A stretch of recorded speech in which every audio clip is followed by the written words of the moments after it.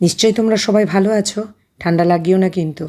আমার গল্পটা শোনো, সঙ্গে থেকো, আর স্কিপ করো না। সাবস্ক্রাইবটা প্লিজ করে দিও। সাবস্ক্রাইবটা না করলে কীভাবে এগোবো বলো? তো সাবস্ক্রাইবটা প্লিজ করে দিও, প্লিজ প্লিজ প্লিজ। আর তোমরা খুব ভালো থেকো। শুরু করি গল্প। গোপালের মুখে কিছুই আটকাতো না। লাজ লজ্জারও তেমন বালাই ছিল না তার। স্থানকাল পাত্র বিবেচনা না করেই মাঝে মাঝে দুই একটা বেফাঁস কথা বলে ফেলত। ঠিক এই রকমই একদিন মহারাজের রাজসভায় গোপাল বসে বসে নানা কথা বলতে গিয়ে হঠাৎ একটা বেফাঁস কথা বলে ফেলল।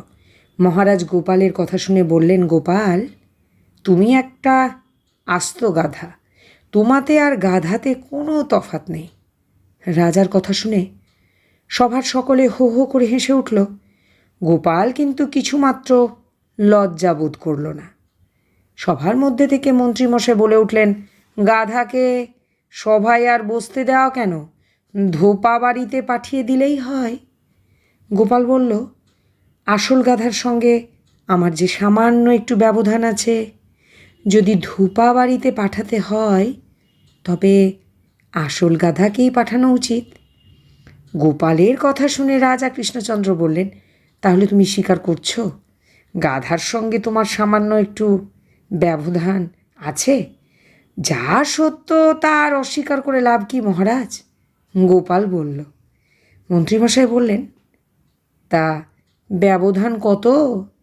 গোপাল নিজের আসন আর মন্ত্রীমশাইয়ের আসনের ব্যবধানটুকু মেপে বলল, খুব বেশি নয় মন্ত্রীমশাই, গাধার সঙ্গে আমার ব্যবধান খুবই সামান্য, এই 1.5 হাত মাত্র।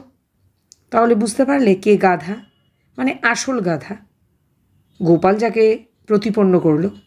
তো গল্পটা খুব ছোট্ট, তোমাদের বিশেষ সময় নেব না, জানি তোমরা খুব ব্যস্ত, তাই ব্যস্ত থাকা সত্ত্বেও তোমাদের পরিবারের এই মেয়েটার পাশে অবশ্যই থেকে সাবস্ক্রাইবটা করে দিও।